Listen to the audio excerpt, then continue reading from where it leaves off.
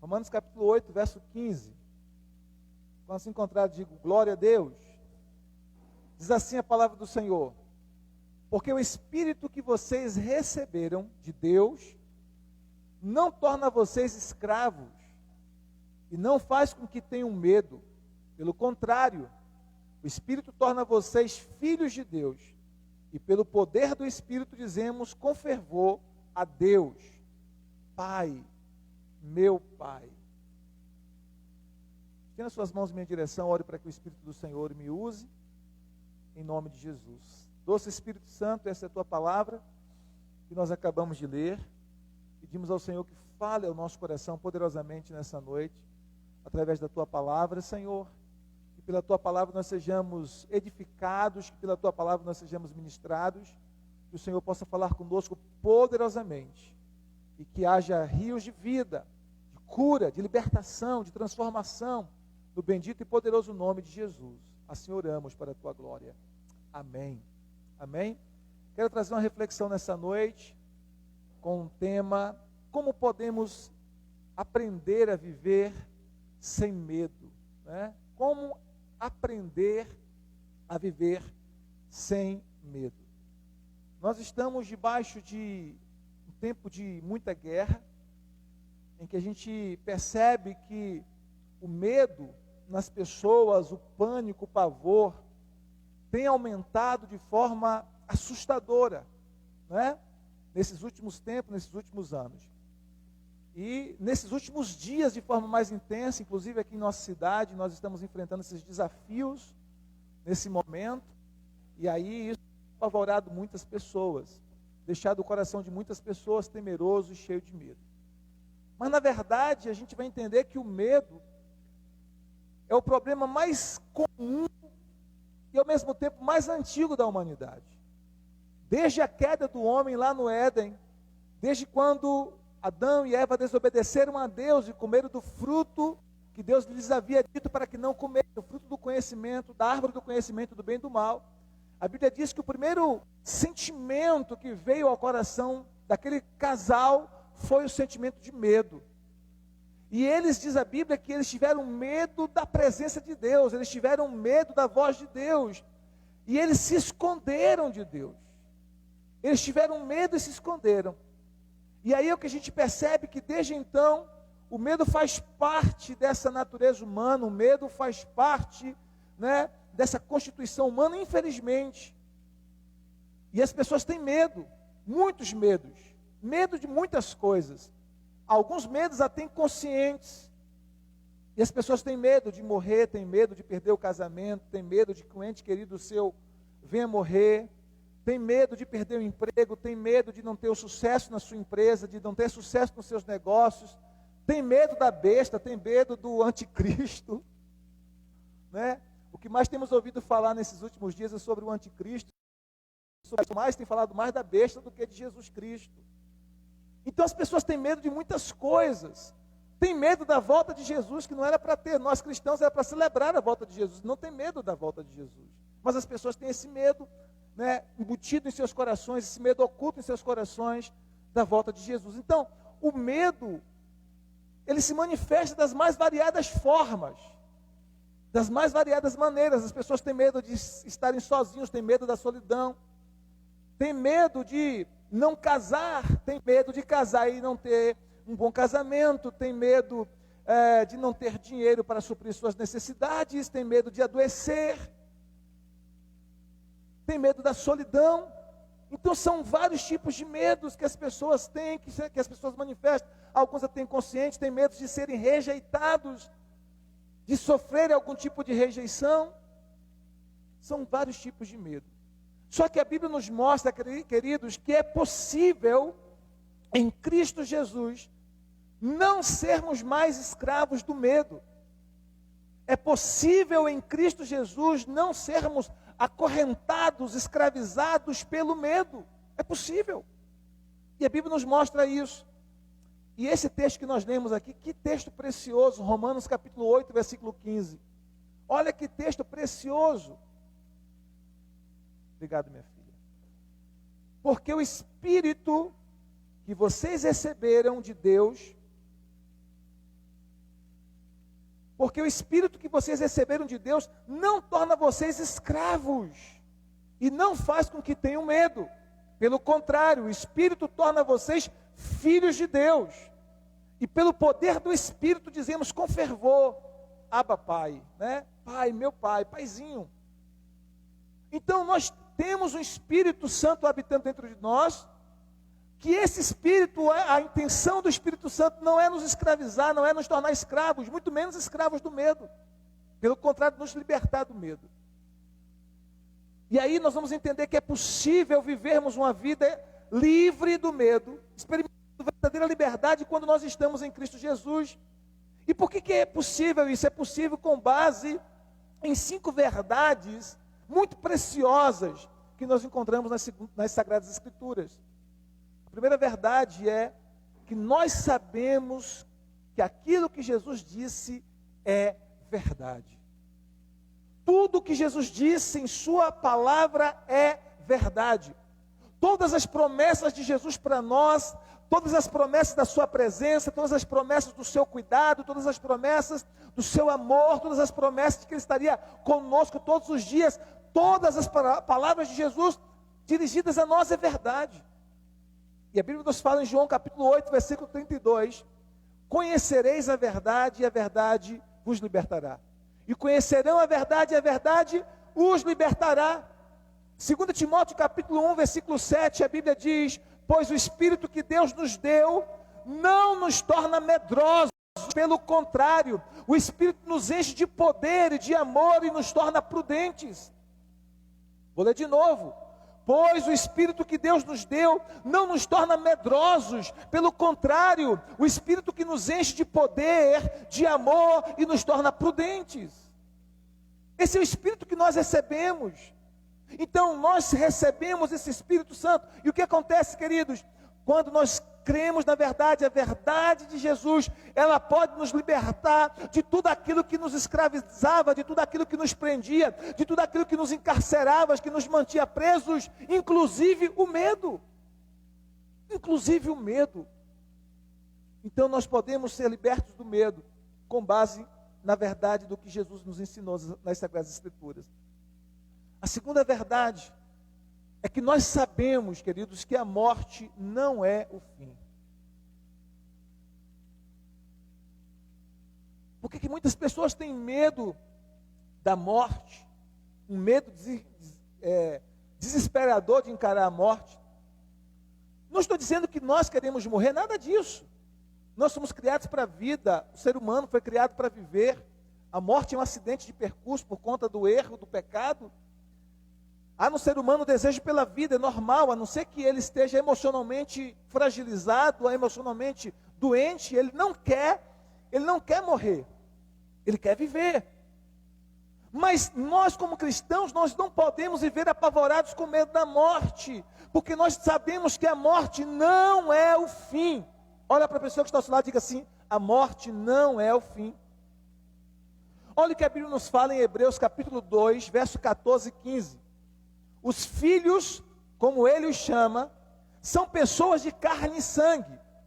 E por isso o próprio Jesus se tornou igual a eles, tomando parte da natureza humana deles. Ele fez isso, olha o que está escrito. Ele fez isso para que, por meio da sua morte, pudesse destruir o diabo, que tem poder sobre a morte. E também para libertar os que foram escravos toda a sua vida por causa do medo da morte. Hebreus capítulo 12, versos 14 e 15. O texto diz que Jesus assumiu a nossa natureza humana. O texto diz que Jesus se tornou um de nós com um propósito. Qual era o propósito? O propósito que, através da sua morte, o propósito que por meio da sua morte, da morte de Cristo, ele pudesse destruir o diabo. E aí o texto deixa bem claro, porque o diabo ele tem o poder sobre a morte. Não tem mais, ele tinha, porque Jesus o despojou desse poder. Então Jesus toma a natureza humana, ele assume a forma humana, ele morre ali na cruz. Só que a Bíblia diz que quando ele morre, a Bíblia diz que o seu corpo foi sepultado, mas o seu espírito desceu ao abismo e Jesus tomou das mãos de Satanás as chaves da morte e do inferno. E Jesus esmagou a cabeça de Satanás. Jesus triunfou dele, Jesus despojou principados e potestades e os expôs publicamente ao ridículo. Os despojou do seu poder. Então ele diz, ele assumiu a forma humana para que através da sua morte ele pudesse vencer aquele que tinha o poder sobre a morte, que era o diabo. E também para libertar os que foram escravos toda a sua vida por causa do medo da morte. Então ele destruiu aquele que tinha o poder da morte e libertou todos nós que éramos escravos do medo da morte. Por que nós não precisamos mais ter medo da morte? Porque nós sabemos que quando nós morrermos, quando o Senhor nos chamar, queridos, essa é a esperança dos crentes em Jesus, é a esperança da igreja em Jesus Cristo. Quando nós formos chamados para o outro lado da vida, da eternidade, nós iremos nos encontrar com o Senhor. Paulo disse assim, desejo partir, e olha o que ele diz, desejo partir e estar com Cristo, o que é incomparavelmente melhor. Todavia, por causa de vós, por amor a vós, eu creio que Deus me permitirá ficar mais um tempo aqui. Então o desejo dele era partir, mas ele sabia que ele ficaria um pouco mais, porque enquanto estivesse vivo no seu corpo, ele poderia estar cuidando da igreja, apacentando a igreja, evangelizando, ganhando almas para o Senhor, fazendo o seu trabalho missionário. E depois que ele partisse, ele não poderia fazer mais isso. Então ele desejava ficar, ele estava numa, como é que a gente pode dizer, numa quebra de braço entre essas duas opções. O desejo de estar com Cristo e partir estar com Cristo, e ao mesmo tempo o desejo de ficar para continuar contribuindo com a obra do Senhor, com a obra missionária. Mas ele disse, desejo partir e estar com Cristo, que é incomparavelmente melhor. Uma vez que, você tem que entender isso, todo cristão quando parte, ele estará com Cristo. Todo aquele que verdadeiramente crê em Cristo nessa vida, quando parte, estará com Jesus. Paulo disse assim, porque para mim, o viver é Cristo. O viver é o quê? O viver é o quê? E o morrer é lucro. Meu Deus do céu, a gente não precisa ter medo da morte, queridos, porque o viver é Cristo e o morrer é lucro. Então sabemos que a morte não é o fim. Por que nós não precisamos viver apavorados? Porque a morte não é o fim. E quando nós perdemos alguém que nós amamos, é claro, nós vamos sentir saudade, nós vamos sentir, essa falta dessa pessoa, mas ao mesmo tempo, aqueles que partiram no Senhor, há uma esperança, irmãos. Nós iremos nos encontrar com os nossos entes queridos que partiram no Senhor, é claro assim. Pastor, iremos reconhecer, sim senhor. É só você ler as Sagradas Escrituras, que você vai perceber, que aqueles que estão com o Senhor Jesus, que aqueles que partiram para a eternidade, eles não são desfigurados, eles podem se reconhecer. Você tem até isso na história do rico e o Lázaro, quando aquele homem lá reconheceu Abraão, sabia quem era Abraão, sabia quem era Lázaro, os dois depois de haverem morrido. Então nós vamos reconhecer sim os nossos entes queridos que partiram no Senhor. Quando nós os encontrarmos na eternidade, então há esperança, nós não precisamos ficar apavorados com medo da morte, queridos. Nós somos de uma outra natureza. Amém? Nós recebemos uma nova natureza. A Bíblia nos fala em 2 Coríntios 4:14. Sabemos que aquele que ressuscitou ao Senhor Jesus dentre os mortos, também nos ressuscitará com Jesus e nos apresentará com vocês. É Paulo que está escrevendo isso, dizendo isso. Sabemos que aquele que ressuscitou ao Senhor Jesus dentre os mortos, também nos ressuscitará com Jesus e nos apresentará com vocês. Agora, olha como ele termina esse versículo, esse capítulo, no versículo 16 e 17, 2 Coríntios 4, verso 16 e 17, olha o que ele diz. Por isso, o apóstolo Paulo dizendo, por isso, nunca ficamos desanimados. Mesmo que o nosso corpo vai se desgastando, Não é? O bucho vai crescendo, as pernas ficando finas.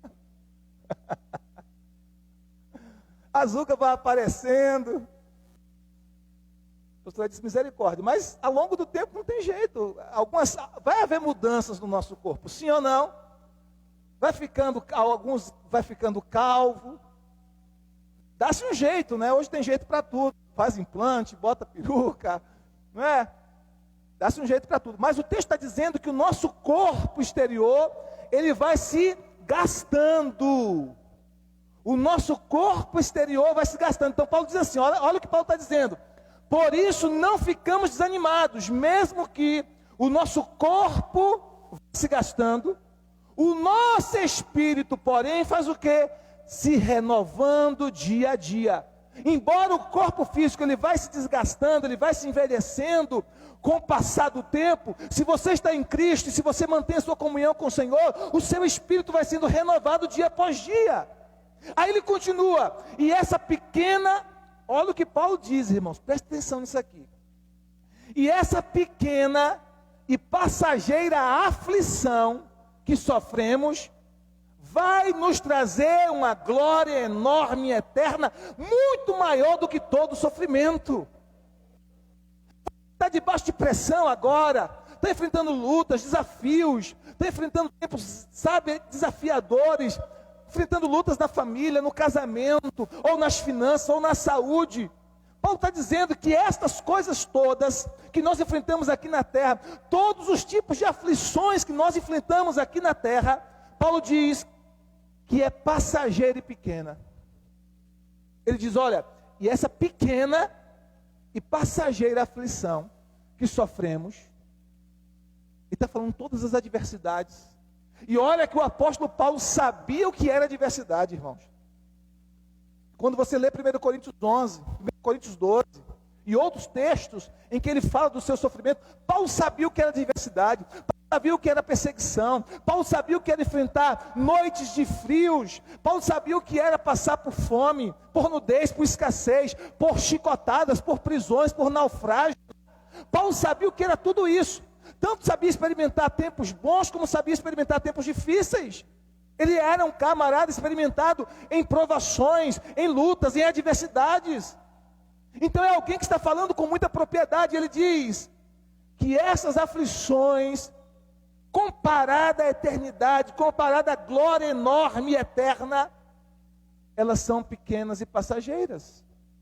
Ele diz, e essa pequena e passageira aflição que sofremos, vai nos trazer uma glória enorme, e não apenas enorme, uma glória eterna, muito maior do que todo o sofrimento.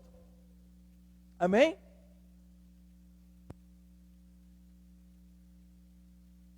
Glória a Deus. Então, por que nós não podemos nos desesperar? Porque a morte não é o fim para nós. A morte não é o fim para nós. Para aqueles que não creem no Senhor Jesus, para aqueles que não receberam como Salvador, para aqueles que não têm a esperança da vida eterna, a morte é desesperadora. Mas para aqueles que têm esperança da vida eterna, queridos, a morte não é o fim. Nós podemos sofrer sim, chorar sim, quando alguém que nós amamos parte. É normal que façamos isso. Eu já fiz isso algumas vezes na minha vida. É doloroso, não vou dizer que não seja, mas há esperança, há consolo, há conforto. Nós não podemos viver como os pagãos, nós não podemos viver como aqueles que não creem em Deus, irmãos, permitindo que o desespero azede o nosso coração. Amém? Terceira verdade, porque que a gente não precisa ser escravo do medo. Porque nós sabemos que Deus nos ama exageradamente. Diga para a pessoa que está ao seu lado, você não precisa ter medo, porque Deus ama você exageradamente, exageradamente. Deus ama você exageradamente. Romanos capítulo 5, versículo 8, a Bíblia diz assim: mas Deus nos mostrou o quanto nos ama. Cristo morreu por nós quando ainda vivíamos no pecado. Vou repetir para você. Mas Deus nos mostrou o quanto nos ama. Cristo morreu por nós quando ainda vivíamos no pecado. Ele não morreu por nós porque éramos pessoas boas, perfeitas, porque nunca havia errado, não. Ele morreu por nós, mesmo quando nós vivíamos no pecado. Agora a Bíblia nos fala em 1 João capítulo 4, verso 18 e 19. No amor não há medo. No amor não há medo. Vou repetir para você. No amor não há medo. O amor que é totalmente verdadeiro afasta o medo. Portanto, aquele que sente medo não tem no seu coração o amor totalmente verdadeiro. 1 João capítulo 4, verso 18 e 19. Vou repetir para você. Eu estou lendo nessa versão aqui, que é a tradução, nova tradução na linguagem de hoje, da Sociedade Bíblica do Brasil. Olha o que diz. No amor não há medo. O amor que é totalmente verdadeiro afasta o medo. Quando uma criança se sente amada pelo pai, ele tem medo? Enquanto está na presença do seu pai? Ele tem medo do seu pai? Não. Ele diz, portanto, aquele que sente medo, não tem no seu coração amor totalmente verdadeiro. Na sua tradução, João Ferreira de Almeida diz assim, não é aperfeiçoado no amor. Não está aperfeiçoado no amor. Quando nós deixamos o medo nos escravizar, nos adoecer, eu estou falando de medo patológico, não estou falando daquela questão normal, você vê uma cobra, isso aí, é claro que isso aí é instinto de proteção, né? Vocês estão entendendo o que eu quero dizer, sim ou não? É você viver com o seu coração amargurado pelo medo, medo de tudo, medo do futuro, medo de tudo. Então o texto diz, no amor não há medo, não precisamos ficar, queridos, apavorados, por quê? Porque nós sabemos que Deus nos ama.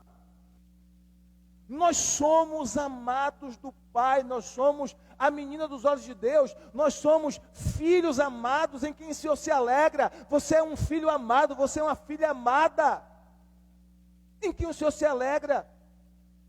E esse amor de Deus por você deve curar o seu coração. Deus não ama você menos hoje,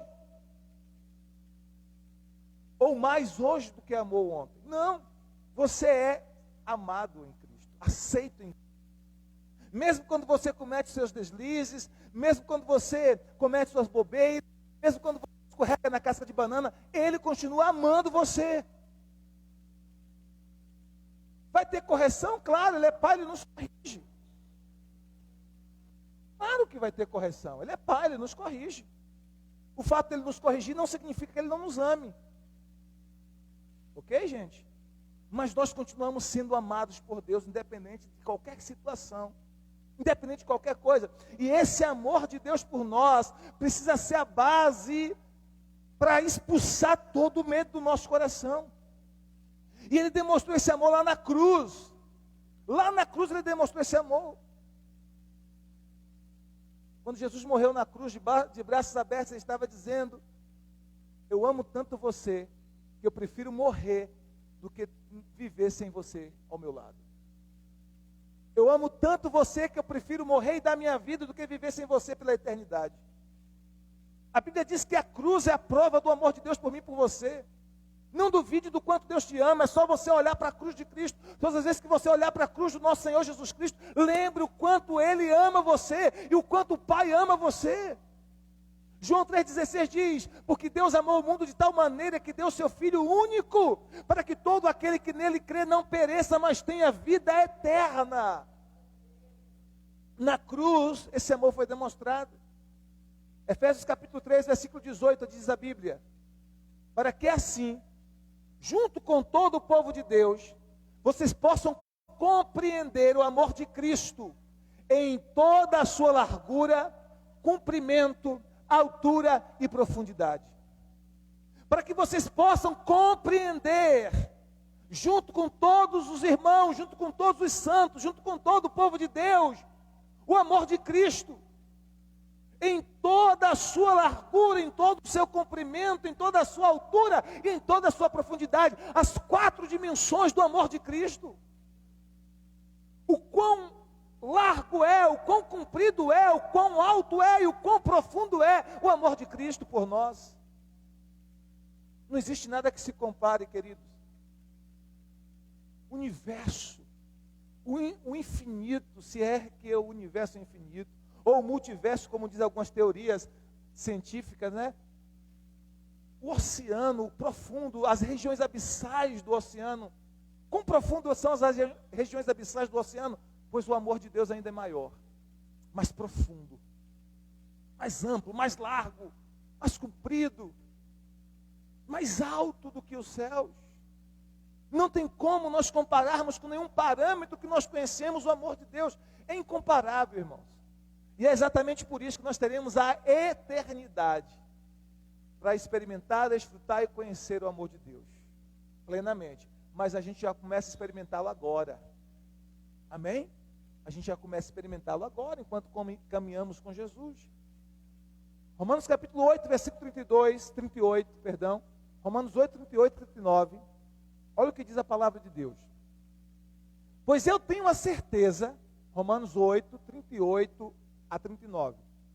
Pois eu tenho a certeza de que nada pode nos separar do amor de Deus. Nada. Olha o que ele está dizendo. Eu tenho a certeza que nada pode nos separar do amor de Deus. E ele começa com o quê? Você que está aí acompanhando comigo. Ele começa com o quê? Com a morte. Ele está dizendo nem a morte. Aquilo que o homem mais teme, ele está dizendo nem a morte. Pois eu tenho certeza, disse Paulo, que nada pode nos separar do amor de Deus. Ele diz, nem a morte, nem a vida, nem os anjos, nem outras autoridades ou poderes celestiais, nem o presente, nem o futuro, nem o mundo lá de cima, nem o mundo lá de baixo.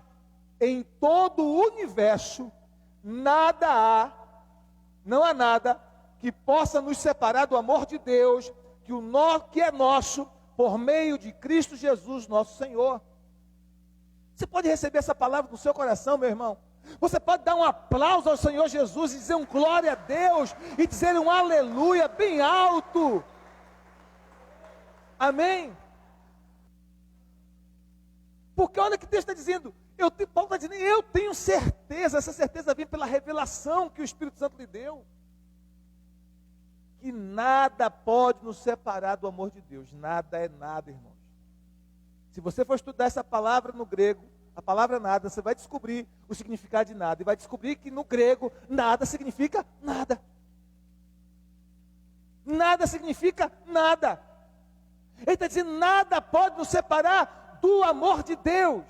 Nem a morte, nem a vida, nem os anjos, nem as autoridades ou poderes celestiais, nem o presente, o que você vive hoje, nem o futuro, nem o mundo lá de cima, nem o mundo lá de baixo. Aí ele continua, em todo o universo, não há nada que possa nos separar do amor de Deus, que é nosso por meio de Cristo Jesus, o nosso Senhor. Então, queridos, escute isso. Deus ama você exageradamente. É um amor tão extraordinário, tão glorioso, tão tremendo, tão mega, que o apóstolo João não encontrou palavra para descrever esse amor. Por isso que ele escreveu, Deus amou de tal maneira. Ele não conseguiu encontrar uma palavra, ele não conseguiu encontrar um vocábulo que pudesse expressar essa grandiosidade do amor de Deus. Porque Deus amou o mundo de uma forma grande. Deus amou o mundo de forma grande. Não, é pouco. Tremenda, é pouco. Extraordinária, é pouco. Exagerada, que foi a palavra que eu usei aqui, porque eu não encontrei uma outra. É pouco. Ele não encontra um vocábulo, ele não encontra uma fórmula de expressar. Na linguagem humana, ele disse assim, Deus amou o mundo de uma tal maneira. Já viu isso? Não dá para explicar, não dá para mensurar, não dá para medir. Então é com base nesse amor, queridos, que a gente vai expulsar todo o medo do nosso coração. Porque o nosso Deus grandão, nosso Pai grandão está conosco e Ele nos ama. Nós precisamos levantar todos os dias, irmãos, levantar as mãos para os céus quando nós pisarmos os pés no chão. Ao tirarmos os pés da nossa cama e pisarmos os pés no chão, nós levantamos a mão para cima e dizemos obrigado, Pai, porque o Senhor me ama. Obrigado, Pai, porque eu sou um filho amado. Obrigado porque foi o Senhor que me escolheu. Eu não era nada, não prestava para nada, mas o Senhor me escolheu porque o Senhor me ama. E fez de mim um filho. E fez de mim um templo do Espírito Santo, e me salvou, e perdoou todos os meus pecados, e escreveu meu nome no livro da vida, e me deu unção do Espírito Santo, e me deu poder do Espírito Santo, e me deu poder do sangue de Jesus, e me deu poder da tua palavra. Oh Pai, obrigado pelo teu amor, obrigado porque o Senhor me ama. Queridos, quando nós compreendemos o quanto Deus nos ama, até vencer as tentações fica mais fácil. Pastor, será que eu caio em pecado porque eu não amo a Deus o suficiente? Não é por isso. É porque talvez você não compreendeu ainda no seu espírito o quanto você é amado pelo Pai. Porque não é o teu amor pelo Pai que protege você, é o amor do Pai por você que te protege, e é a revelação do quanto você é amado que te protege. Quanto mais você compreender, quanto mais você entender que você é amado, que você é filho amado, mais você vai desejar ser santo, mais você vai desejar ser, andar grudado no Senhor, cheirando o Senhor, cheirando a presença de Deus. Por quê? Porque você se sente extremamente amado. Deixa eu falar para as mulheres, talvez elas entendem mais disso do que os homens. Quando você se sente extremamente amada pelo seu marido, você não se sente mais acolhida, não deseja estar mais próxima a ele, sim ou não? É verdade? Sim. Por quê? Porque o amor atrai, irmão. Então, quanto mais você se sente amado por Deus, quanto mais você se sente amado pelo Pai, mais você se sente atraído por Ele. Você não se sente atraído pelo pecado, você não se sente atraído pelas coisas do mundo. Você se sente atraído por Deus, porque o amor de Cristo te constrange, te atrai, te puxa para a presença dEle. E quantos estão entendendo o que eu quero dizer? Por que aquela mulher samaritana vivia um relacionamento confuso atrás do outro? A mulher teve 5 maridos, 5 irmãos, 5 maridos. E ainda estava vivendo com outro que não era marido oficial. Por que ela estava entrando num relacionamento, saindo de um outro, entrando num relacionamento? Porque ela queria ser amada, aquela mulher tinha sede de ser amada. E nenhum homem poderia dar para aquela mulher o amor que só Cristo podia dar. Mas no dia que ela encontrou com Cristo Jesus, aleluia, aquela mulher teve o seu coração preenchido pelo amor de Jesus Cristo, a sua vida transformada pela glória de Deus.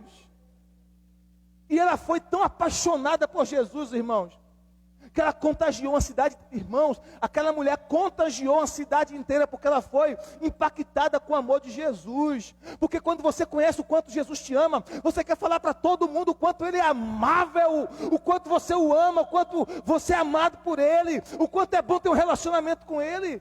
E aquela mulher saiu na cidade de Samaria, e ela começou a falar para toda a cidade de Samaria do amor de Jesus, de quem era Jesus. E a Bíblia diz que ela, pelo testemunho dela, atraiu uma multidão a Jesus, atraiu a cidade de Samaria a Jesus. Por quê? Porque ela conheceu o amor de Jesus.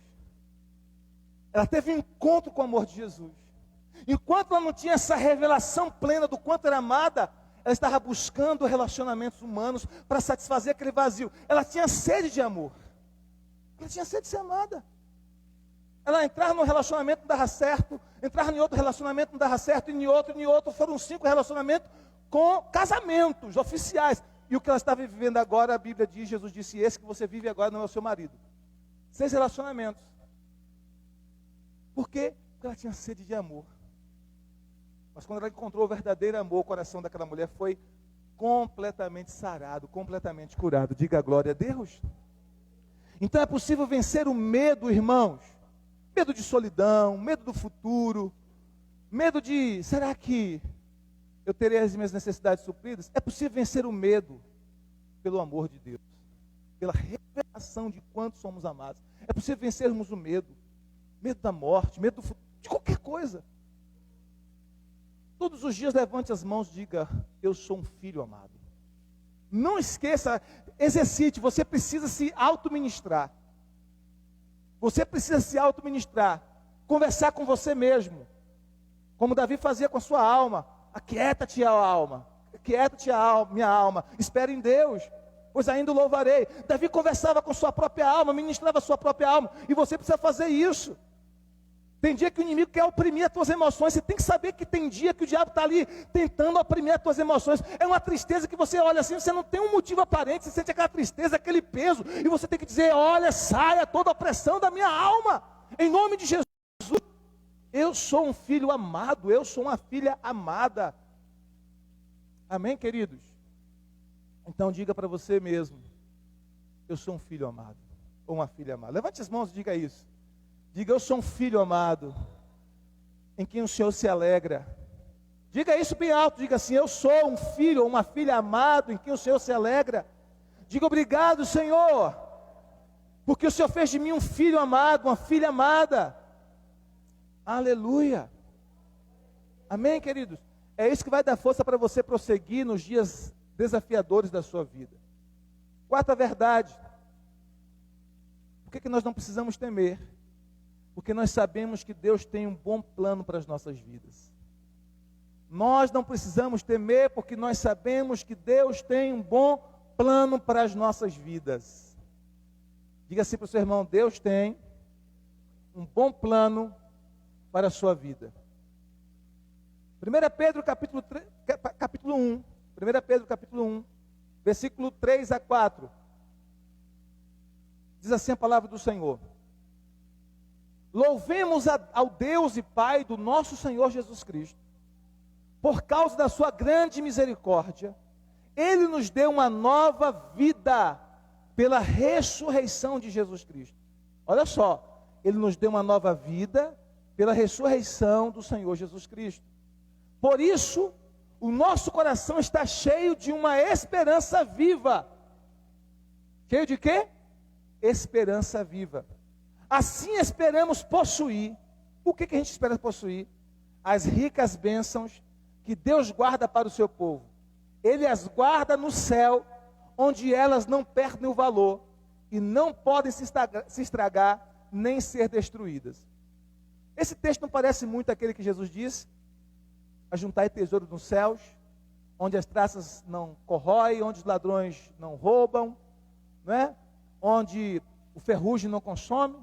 Pois Pedro está dizendo aqui que o plano de Deus para nós é nos encher de uma esperança viva, e nós esperamos, essa esperança viva nos faz esperar, possuir ricas bênçãos que Deus guarda para o seu povo. Aí ele diz assim: Ele guarda essas bênçãos no céu, onde elas não perdem valor.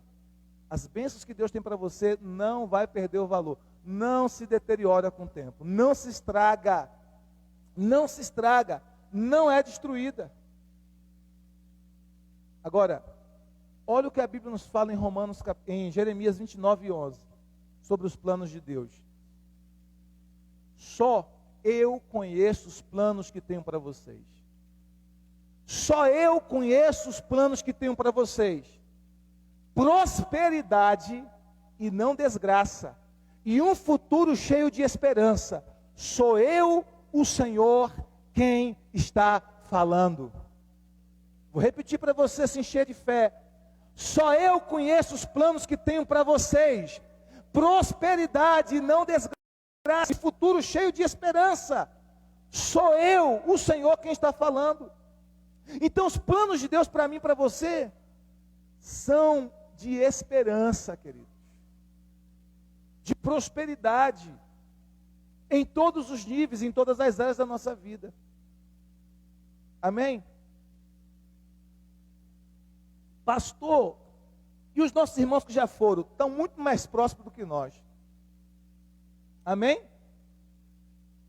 Muito mais prósperos. E os nossos irmãos que já estão no céu, eles estão tão ricos, irmãos, que lá eles pisam em ruas de ouro. Entendeu, minha filha? Minhas filhas, entenderam? Cleito e Queu pisa agora em rua de ouro, em chão de ouro. Porque se a gente não entender e enxergar a vida na perspectiva da eternidade, a gente começa a achar que as coisas que acontecem aqui na terra, elas são determinantes em relação à nossa vida. O Senhor está dizendo que tem plano de prosperidade para nós. E quem já partiu? Quem partiu no Senhor está pisando no céu de ouro, meu irmão. Em chão de ouro. Diga glória a Deus. Diga aleluia. Você entende isso? Sim ou não?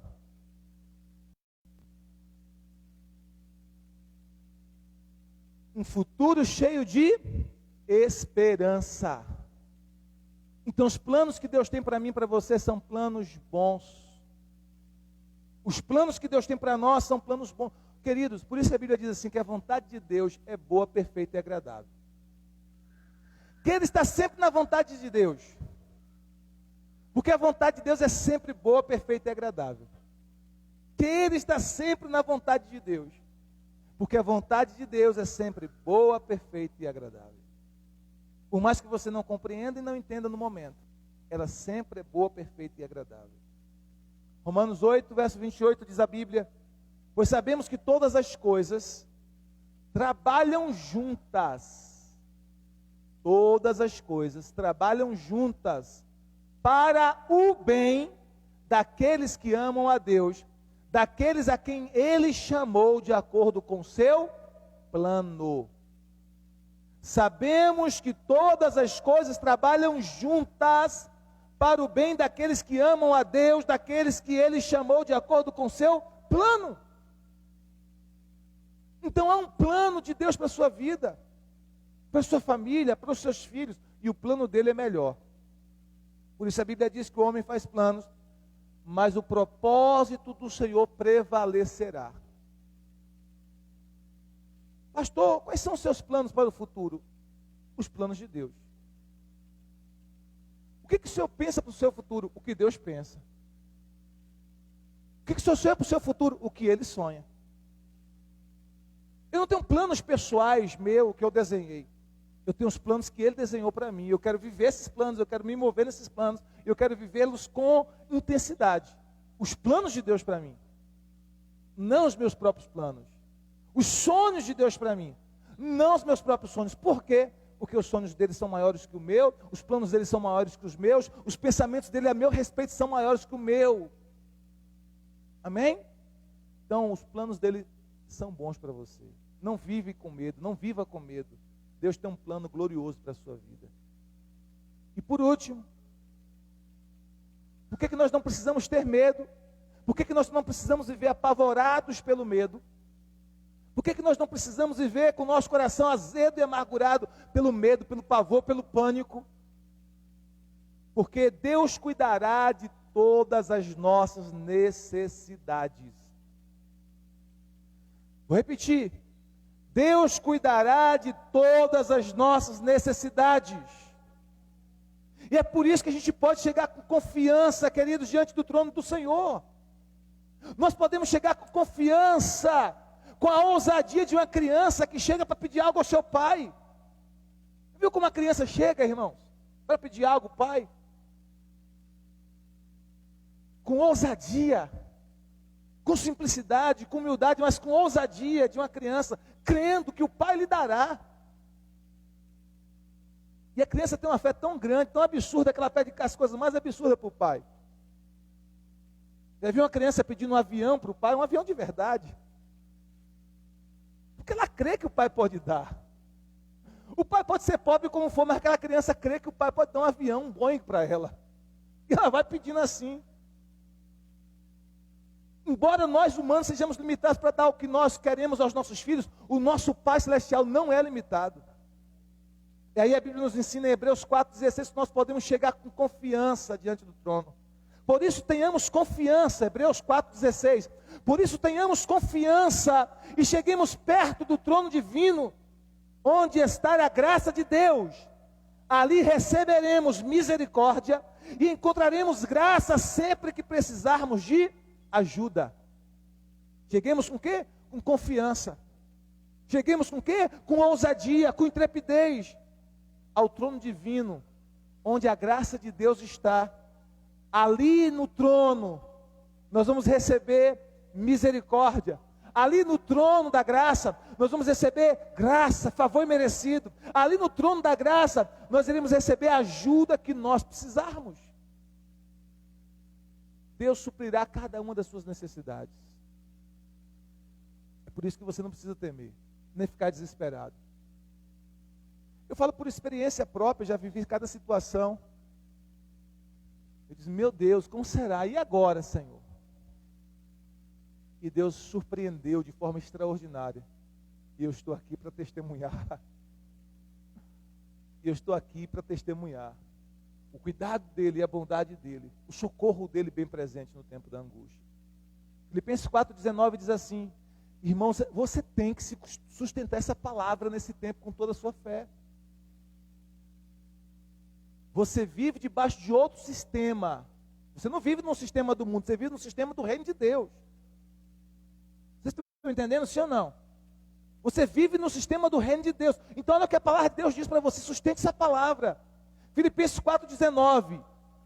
O meu Deus suprirá todas as necessidades de vocês, de acordo com as suas gloriosas riquezas em Cristo Jesus.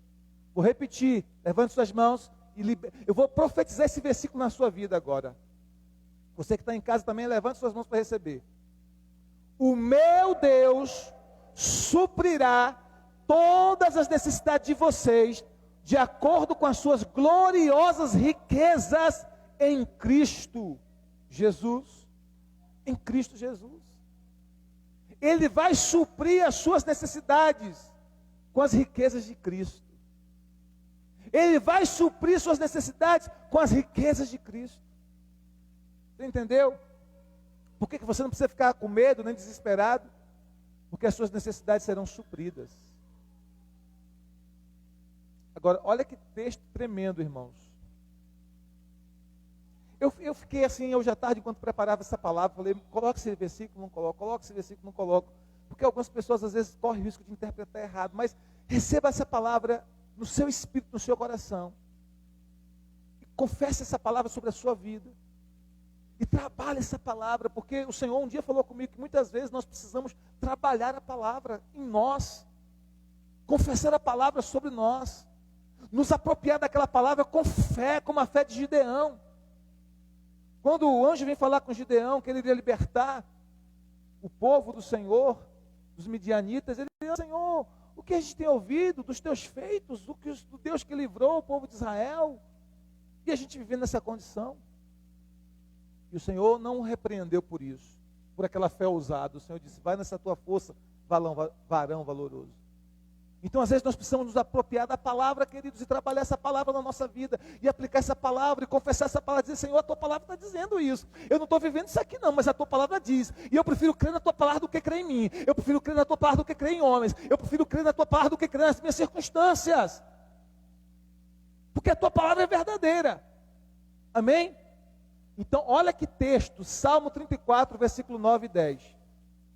Que todos os que se dedicam a Deus o temam, pois aqueles que o temem não têm falta de nada.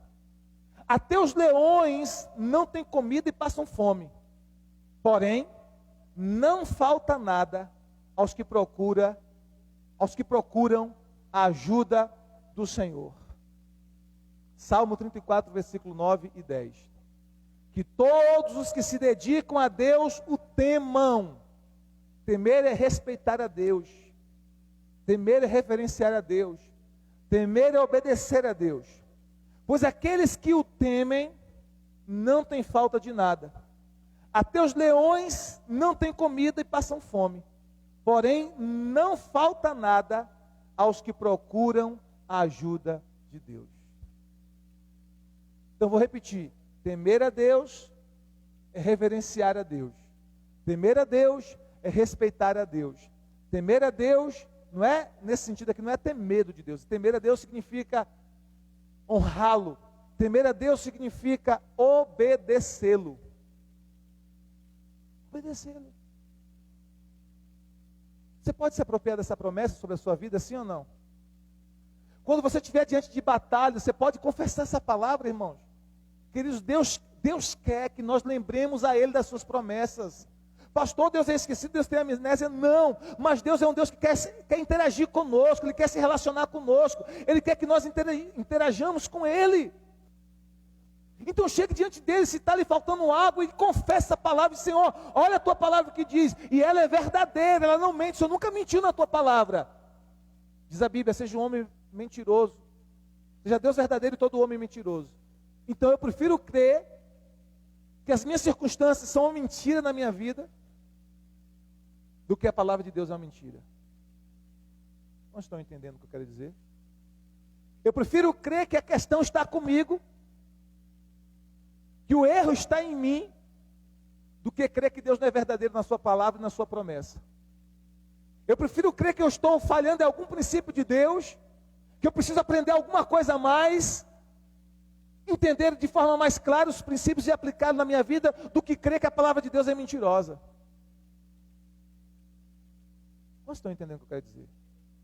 Então muitas vezes você vai ter que trabalhar a palavra na sua vida, queridos.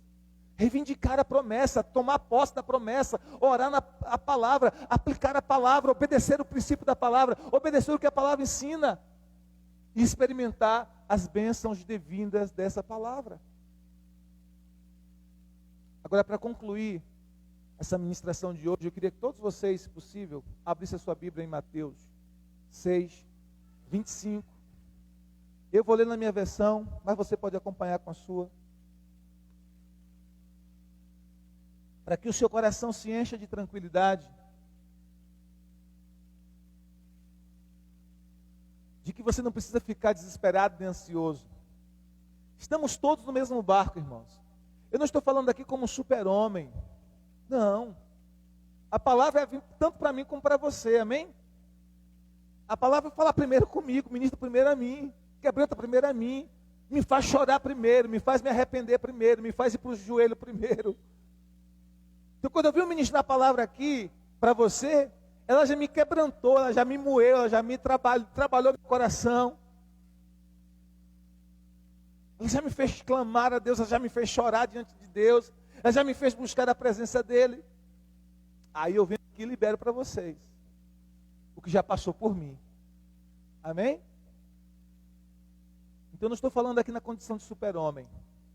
Eu estou recebendo a palavra tanto quanto vocês.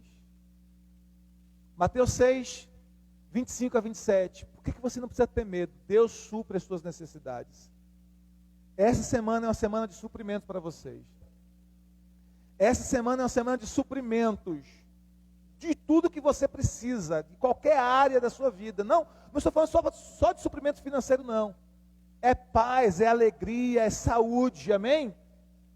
É salvação da sua família, é prosperidade financeira também, é recursos para você, sabe, ter uma vida tranquila e vencer os desafios e honrar os seus compromissos. Em nome do Senhor Jesus. Mateus 6, 25 a 27 diz assim: por isso eu digo a vocês. Quem é que está dizendo isso? Jesus. Por isso eu digo a vocês, não se preocupem com a comida e com a bebida que precisam para viver, nem com a roupa que precisam para se vestir. Afinal, será que a vida não é mais importante do que a comida? E será que o corpo não é mais importante do que as roupas? Vejam os passarinhos que voam pelo céu. Eles não semeiam, não colhem, nem guardam comida em depósitos. No entanto, o Pai de vocês que está no céu dá de comer a eles. Será que vocês não valem muito mais do que os passarinhos? E nenhum de vocês pode incumpridar a sua vida, por mais que se preocupe com isso. Olha que tremendo isso. Nenhum de vocês pode incumpridar a sua vida, por mais que se preocupe com isso. Não adianta, queridos. Por mais que você se preocupe, não tem como você incumpridar a sua vida. Continuando, verso 28. E por que você se preocupa com roupas? Por que vocês se preocupam com roupas? Vejam como crescem as flores do campo. Elas não trabalham, não fazem roupas para si mesmas, nem fazem roupas para si mesmas. Mas eu afirmo a vocês que nem mesmo Salomão, sendo tão rico, usava roupas tão bonitas como essas flores. É Deus que investe a erva do campo, que hoje existe, que hoje dá flor, e amanhã desaparece, queimada no forno. Então, é claro que Ele vestirá também vocês, que têm uma fé tão pequena. Olha que tremendo. Por que você está preocupado com roupa? Olha as flores, que Deus veste com tanta beleza, e dura tão pouco tempo. E Ele está dizendo aqui que nem Salomão, com toda a riqueza que tinha, se vestia de forma tão bela como as flores, as orquídeas, as margaridas, as rosas, e tantas outras flores lindas que Deus criou na natureza. Flores que existem hoje e amanhã está murcha, lançado no fogo. Continuando, verso 31 e 32. Portanto, não fiquem preocupados perguntando, onde é que vamos arranjar comida? Ou, onde é que vamos arranjar bebida? Ou, onde é que vamos arranjar roupas? Pois os pagãos, quem são os pagãos? É aqueles que não temem a Deus, que não conhecem a Deus, que não têm Jesus no coração. Pois os pagãos é que estão sempre procurando estas coisas. O Pai de vocês que está no céu, sabe que vocês precisam de tudo isso. Não fique preocupado com essas coisas. O Pai de vocês sabe que vocês precisam. Verso 33 e 34 para a gente fechar. Portanto, ponham em primeiro lugar na sua vida, o quê? O reino de Deus e aquilo que Deus quer. E Ele lhes dará todas estas coisas. Por isso, não fiquem preocupados com amanhã, pois o dia de amanhã trará suas próprias preocupações. Para cada dia bastam as suas próprias dificuldades.